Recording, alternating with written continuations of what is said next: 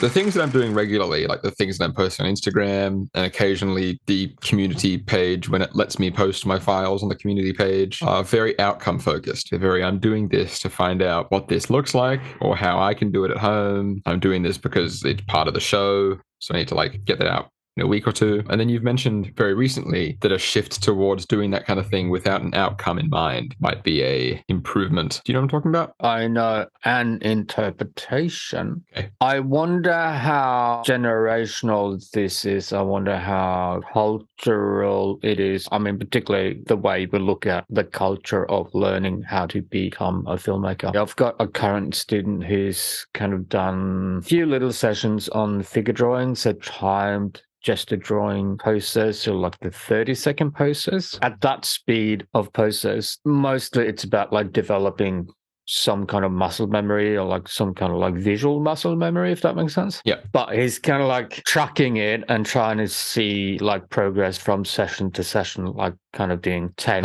drawings and then doing 10 drawings. And for this kind of exercise, that's not really how it works.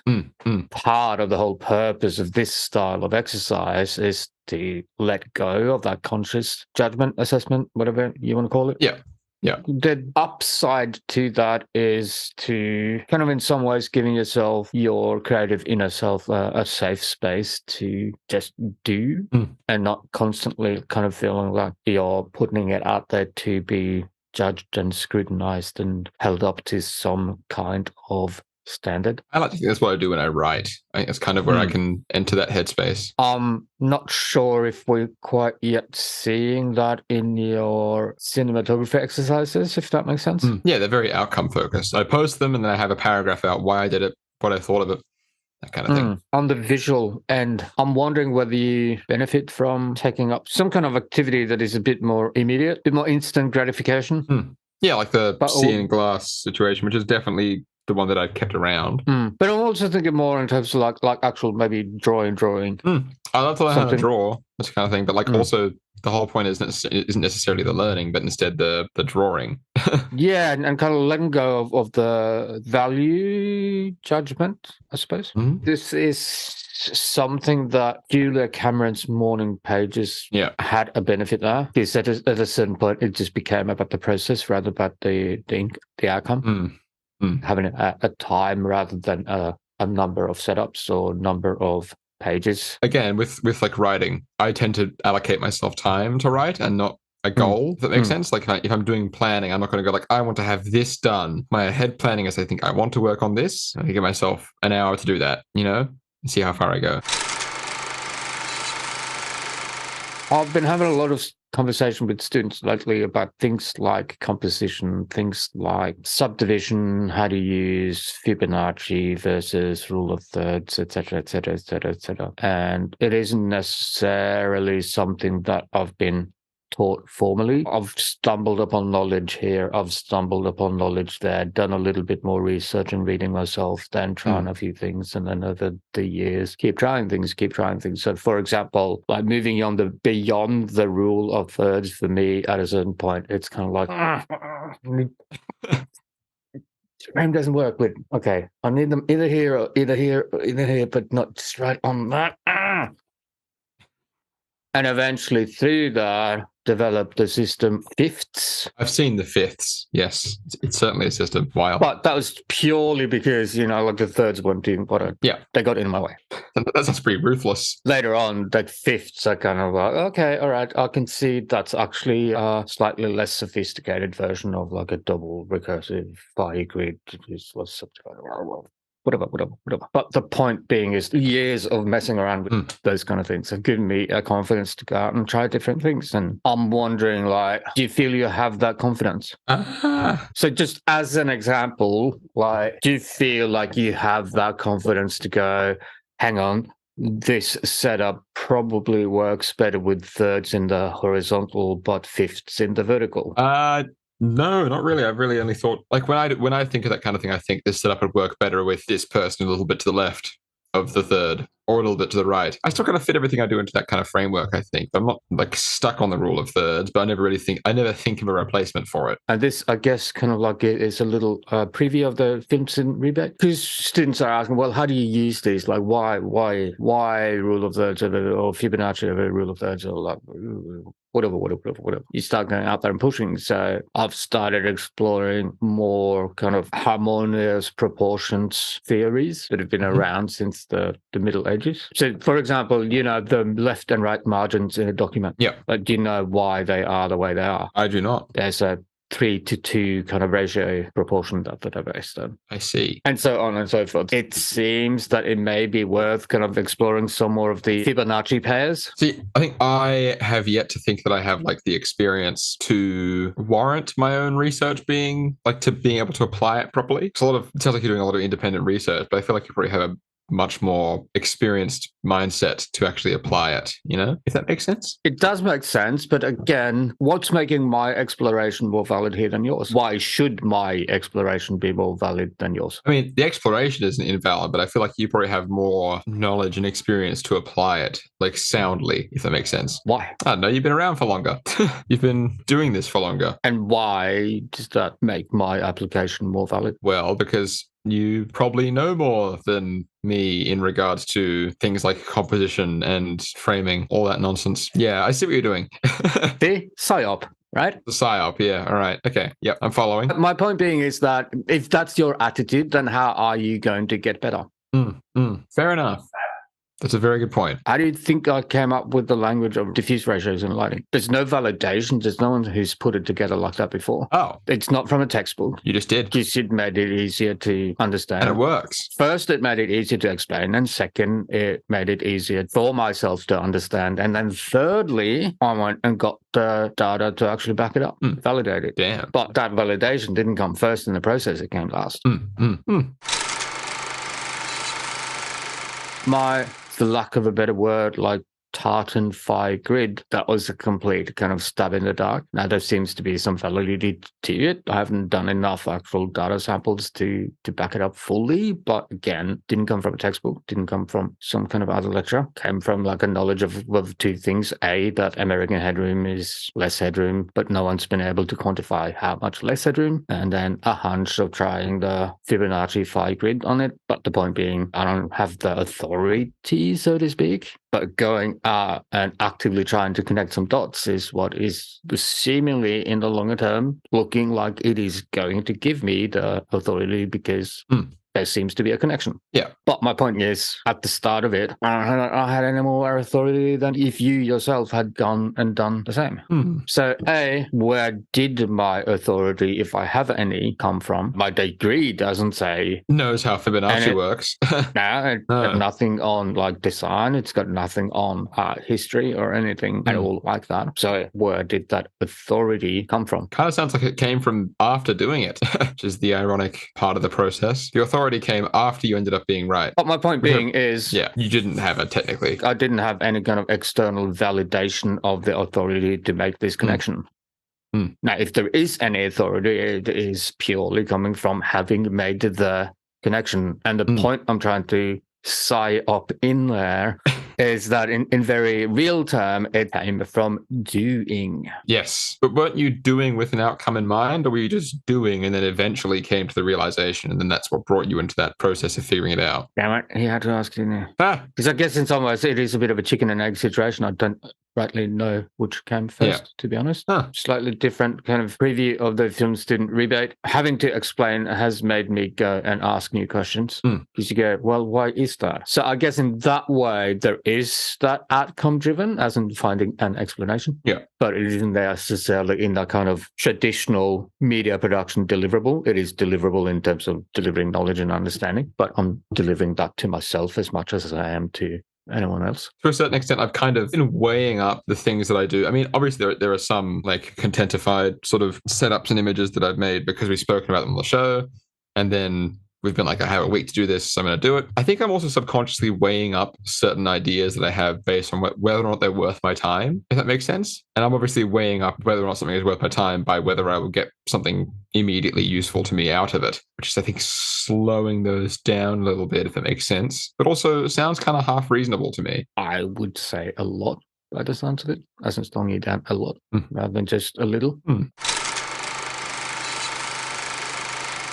Yeah, I'm not sure how to attack the problem. So I do think there is a cultural thing, as in terms of writing in the civilian zeitgeist. There's been enough knowledge floating around now that we understand that writing isn't a tap of the muse. By that I mean, as in we sit down, we find this physical tap that is piped in from a muse, and we open tap and words come out. No. For anyone who are kind of curious about thinking about writing, there is enough knowledge of writing process in the general population zeitgeist that would know that that's not how writing works. And like, I think there's a much better understanding of like what is and isn't worth your time. And like the general consensus of writing is that everything is, if it makes sense. Yeah, we definitely have the same in sports. We definitely have the same in music. But then cinematography, I think there's a kind of a difference happening. Whenever I do one of my little cinematography like exercises, right? Whenever I do anything creative, I'm energized with the fact that I'm like making something,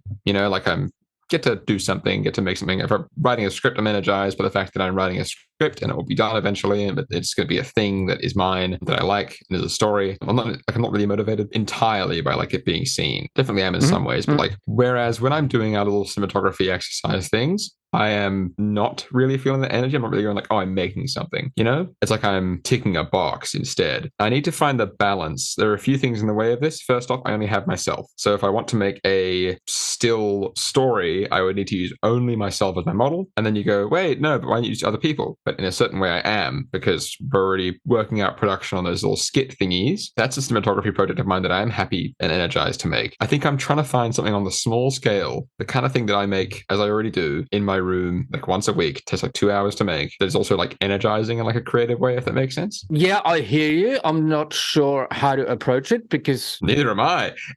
I'm not sure where the friction point is.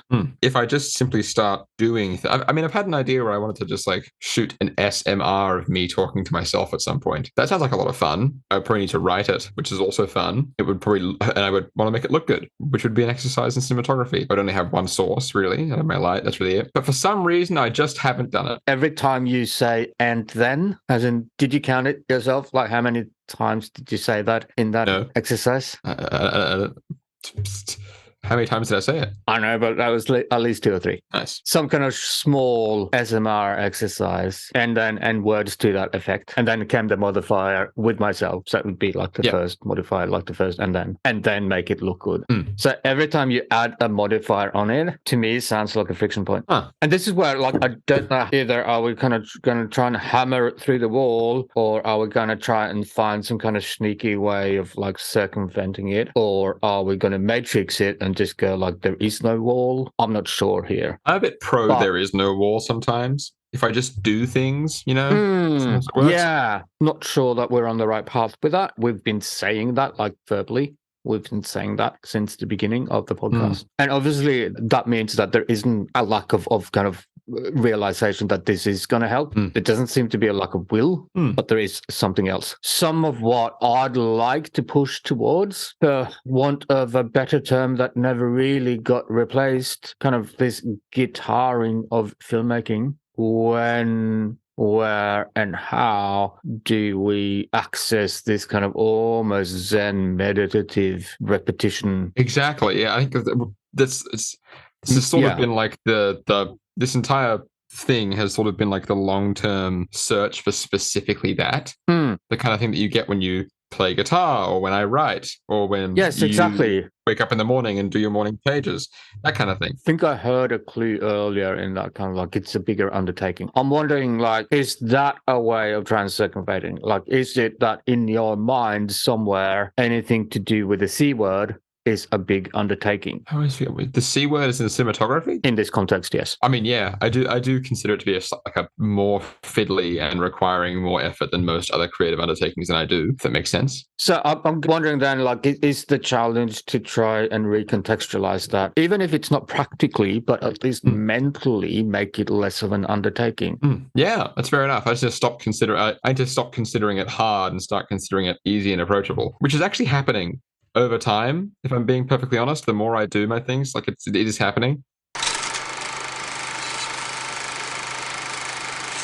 I guess that was kind of like my little throwaway with the student and the drawing exercises. The purpose isn't to see your progress after 3 sessions or 30 posters. There's a very good chance that as I just keep doing all of these things, I will simply gradually find it easier to understand these concepts. I mean, kind of loops back to the very start, because it's the whole point of every single exercise I do is to gradually build up a confidence in each small area that I'm touching on, even if I'm not aware of it, you know? Have we just done an entire philosophical loop to reaffirm the attitude that we started with at the start of the podcast? I think you mean have we TARDISed the whole thing? We've TARDISed the whole thing. We've just started off being like, how do we reassess the entire thing, and then like loop back around and be like, oh, it was actually fine. Yeah, is this working? Yeah, no, it's the hypothesis works.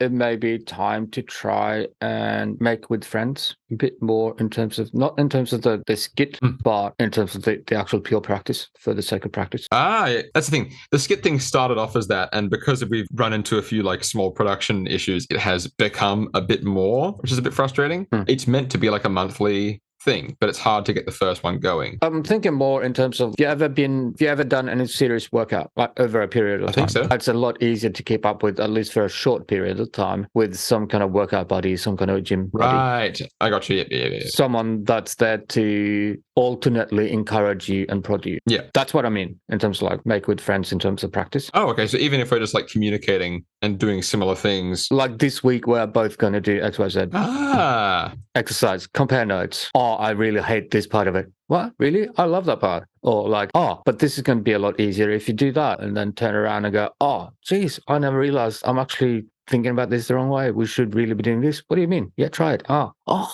I think there are 2 parts to that. A, progress isn't really linear. So having someone there who's also progressing at different pace, like means that, well, I mean, unless you potentially in a different direction. Yeah, but like hopefully you don't get in an unlucky kind of situation where you got some freak of nature who's got like just picks everything up like that. Yeah. But hopefully you kind of find some kind of stake out buddy. Yeah, that's fine. Yeah, that works.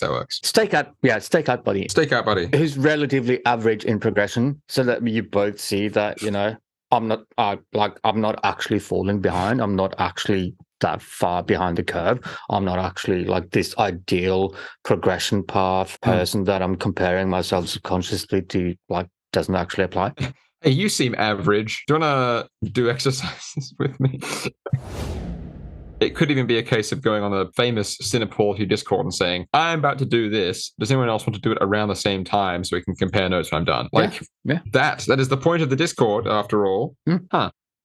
Well, next time we or I figure out, like yesterday when I wake up and I go like, I want to see if I can fake sunlight memory. Next time I do that, I might literally just like message the Cineportal Discord and say, hey guys, I'm trying to figure out if I can fake sunlight. Anyone else has got the time, have a crack at it, please. Because I'm going to show you how I did it, and then you can show me how you did it. That's great. I think the second I have gels on my hands, I will feel the creative exhilaration. Because I love color so much, experimenting with that will simply be a hobby of mine. It's good for the current generation because that seems to be very much the creative go-to, the Swiss Army knife of beginning creators of your generation is color. Oh yeah, Euphoria had just a worldwide effect. It was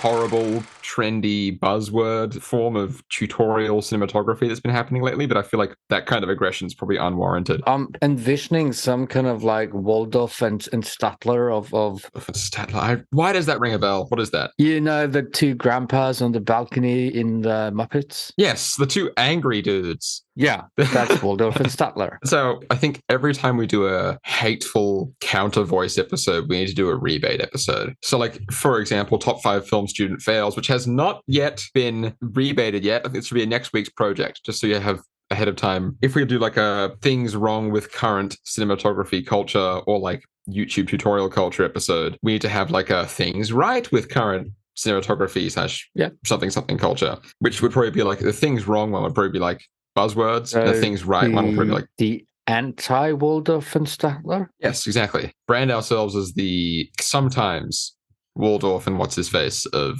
the cinematography community.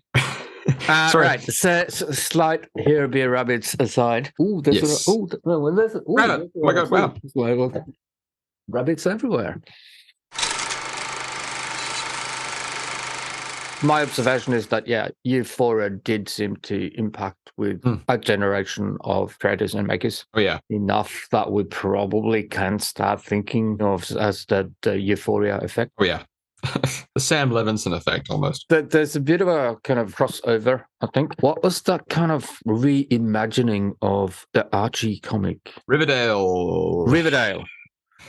I would say that Euphoria, visually, I don't know either show fully, but from those snippets I've seen, Euphoria kind of to me seems like an amplified Riverdale visually, as in that's fair enough. Yeah, the core ideas like the color scheme, particularly that kind of violet blue complementary color scheme, is there in Riverdale, but it's very taken aback. It's quite desaturated. Whereas in Euphoria, it's kind of like taking that color scheme and just go, let's amp this. I think that in terms of informing, God, we're rabbit holing so hard. I'll try not to get too into this too quickly. Off the top of my head, I think that there's probably two genres that I think are mostly responsible for informing the way that like people my age think about cinematography when they do.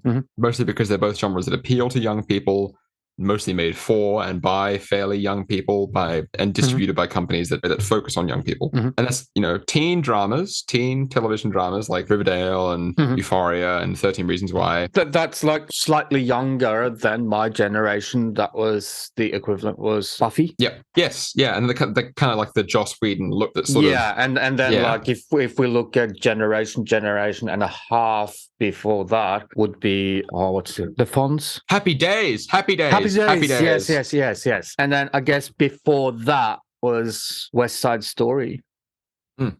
I have a slightly more unconventional suggestion for the additional genre that's been the existence of that genre is sort of in contention because it's a subgenre with a very pretentious name. But I think that the trend of like elevated horror, if you've heard of that, is the go-to. I don't know why people call it elevated horror. It is a terrible name. It's just psychological horror with a different coat of paint, but it has kind of become its own beast. It's the Robert Eggers with a different RGB lighting scheme. Literally, yes. So it's the Robert Eggers Ari Aster, very aesthetically focused, slow burn, thematically deep psychological horror type genre, that kind of thing. It's sort of become a subgenre of its own, and I think it's really influenced the way people shoot. I think it's largely responsible for like the movies like The Lighthouse are very responsible for the 4:3 trend. A lot of those movies have I think a big trend now is that movies either have super blown out color palettes like Euphoria and that kind of thing, like the sort of really diverse colors. The influence of like elevated horror is the sort of washed out pastel style color palette.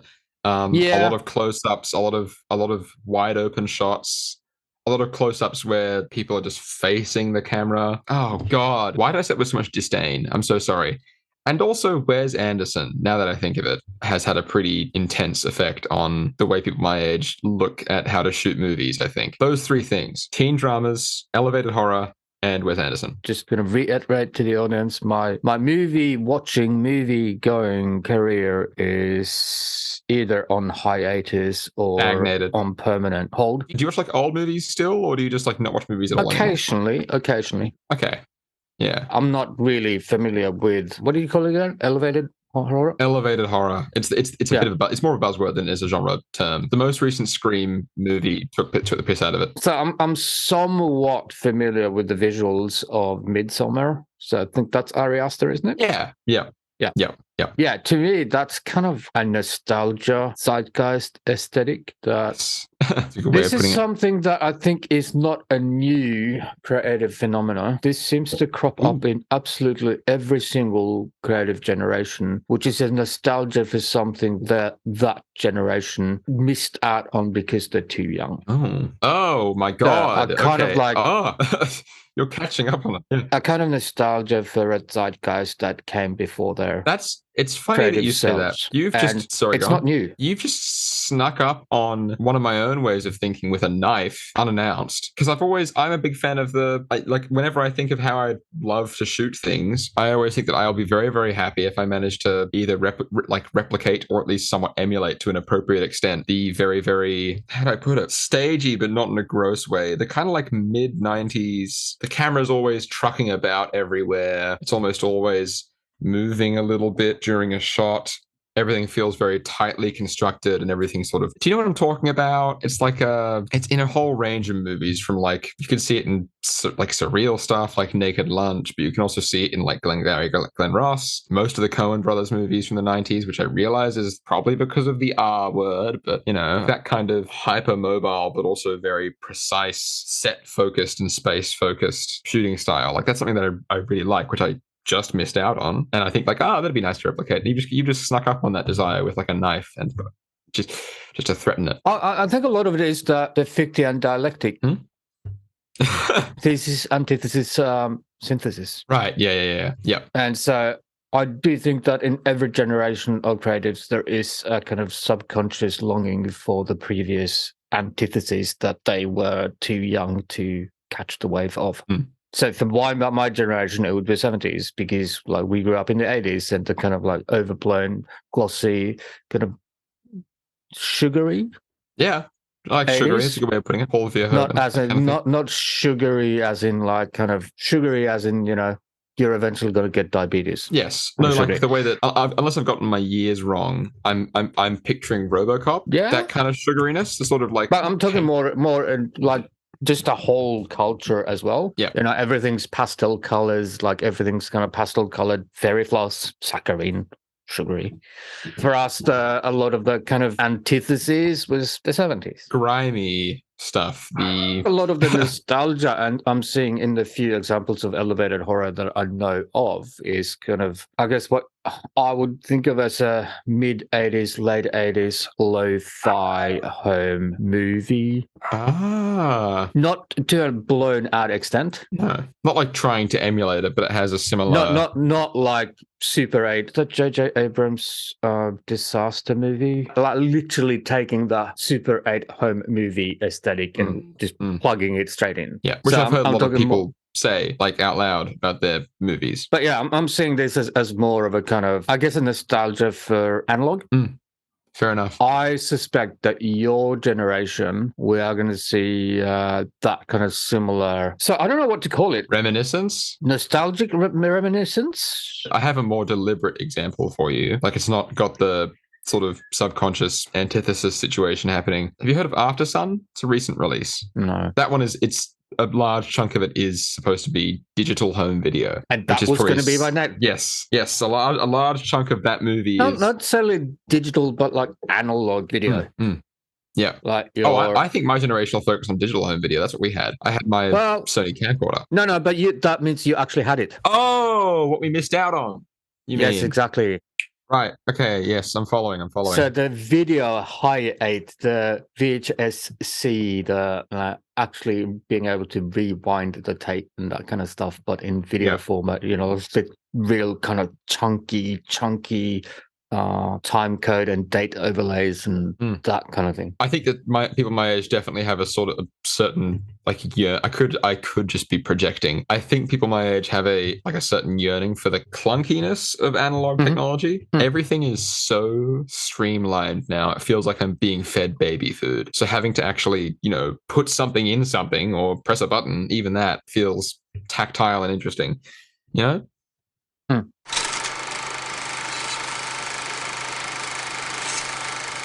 Before this kind of rabbit infestation. Yeah. Whoops. I was going to say that because of that go-to nature of color in the current zeitgeist in amongst creatives, I have debated with myself if I want to make first year study kind of mandatory black and white and black and white only to focus Ooh. on value, as in brightness values, rather than Yeah, jump no, I to don't mind. color. That's not a terrible idea. So I was wondering, like, could that be a way of like spicing things up a little bit for you? Like maybe try a couple of weeks, turn your camera black and white. Damn. I'm very glad that I've held back hard enough that as a student beginner filmmaker, the first time I've done black and white is after being told to do so. I'm very empowered by that. Thank you for giving me the privilege, because I knew that the big stereotype is that student filmmakers do black and white all the time. And I've pushed against that. So I'm going to have a crack at it. For the current generation, that's a myth. But it used to be the case. Yeah, but that was just because we had to be cheap. Right. Black and white film, cheaper, of course. Yes, that makes a fair bit of sense, actually. Plus, like the learning to process black and white is a heck of a lot easier than trying to learn to process color. Wow. Wait, as a cinematographer, were you like involved in the processing process? No, but like for stills.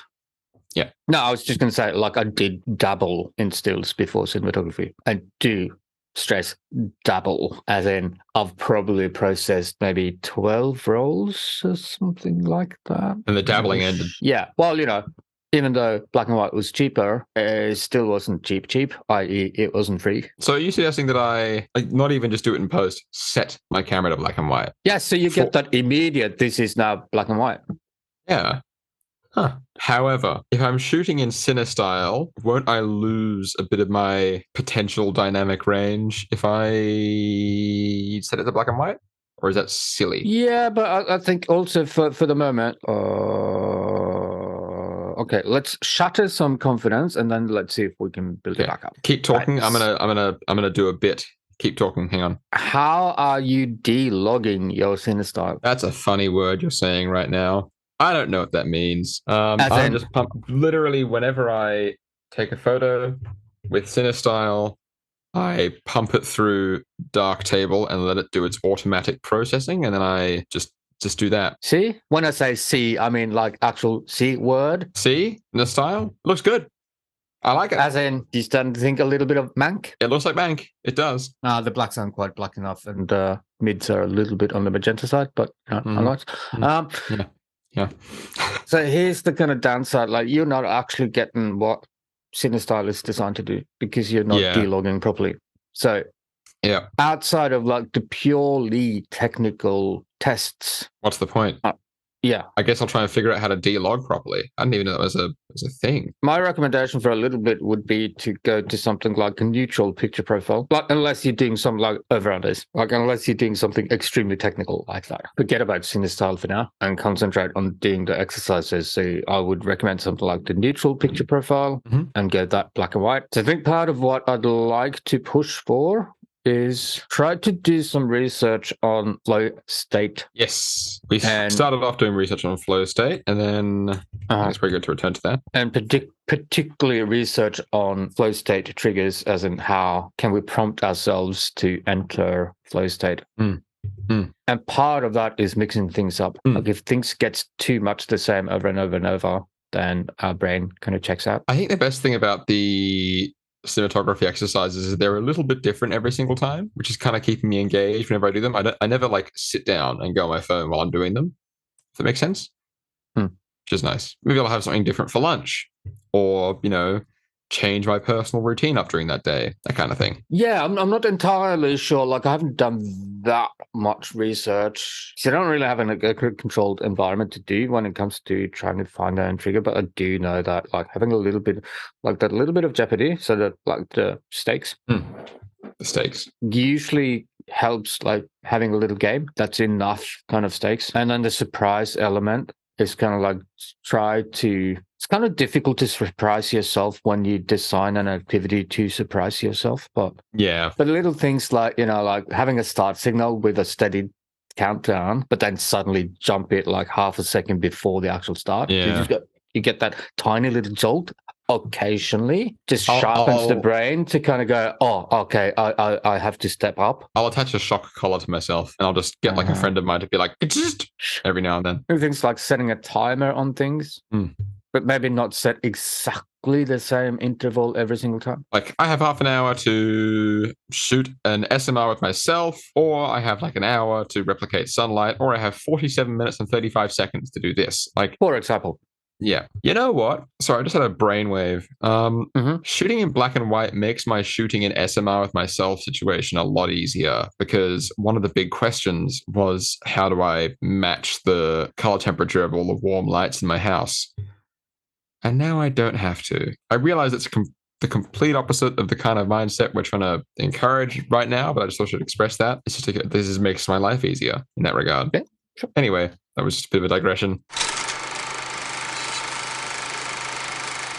I'm going to be real with you. I haven't taken notes during this particular discussion. It's been a bit free form, so I haven't really been able to stop and sum up with specific notes, if that makes sense. Yeah, so good luck. if when we approach the sum up, the sum I up think period, now is a good time, isn't it? Or as good a time as any. I approached you with the question of like loop. Time loop.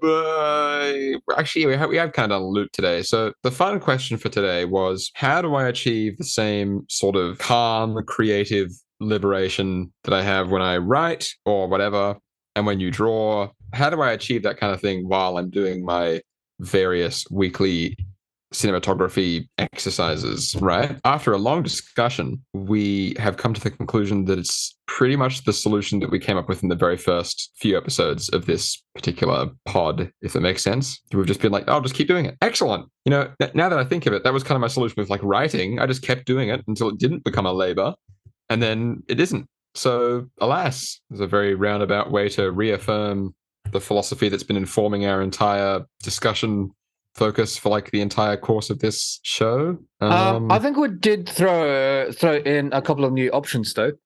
Yes, we did. So one was kind of make with friends, or what do I call it? Make with friends was a nice one. I like that. Or was it stakeout buddies? Stakeout buddies. I think the way I'm going to personally implement that is just posing each thing I do to everyone else in the Cinepolity Discord, or even people I chat to who also do cinematography. Make a dedicated channel. That's so true. That's reasonable, actually. I like that. That's fair enough. I like that. Aren't you the Discord native?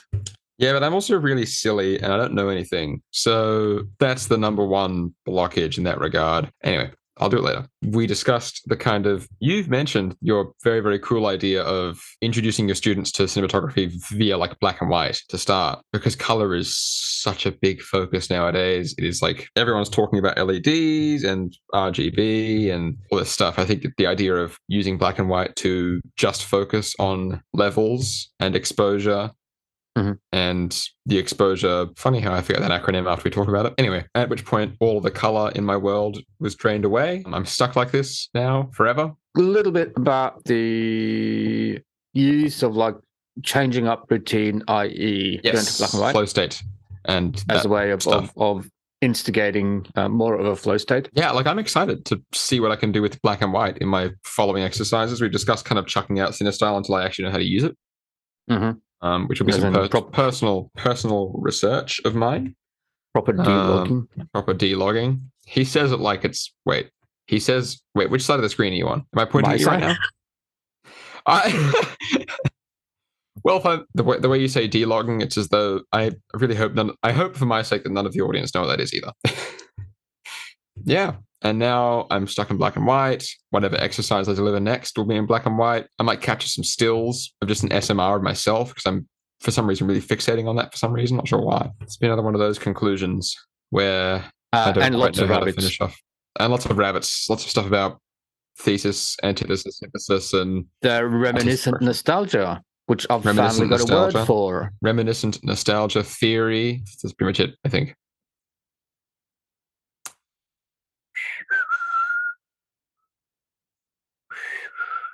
Right. We're calling it? I think we're calling it, yeah. I reckon that's it. That's a wrap? That's a wrap. We haven't actually used that at all, have we? No, we haven't. Sorry. But yeah, that's been such an obvious one, hasn't it? That's a wrap. You'd think we're just not corny enough. We're too cool for that. Me and we're too cool for that. Yeah, we're too not corny enough to use that to rap on our cinematography Yes, podcast. we're Yeah, to 7,000K.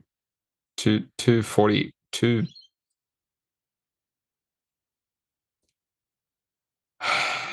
Okay, that's it. That's where we stop on the color temperature pun.